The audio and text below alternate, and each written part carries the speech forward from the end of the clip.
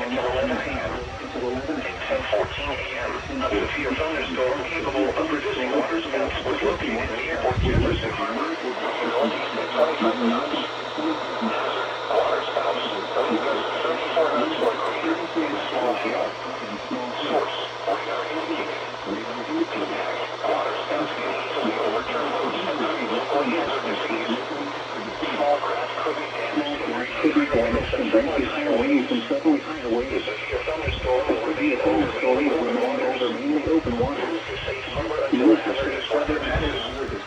Thunderstorms can produce sudden waterspouts. Waterspouts can easily overturn boats and create local hazardous seas. Seek safe harbor immediately.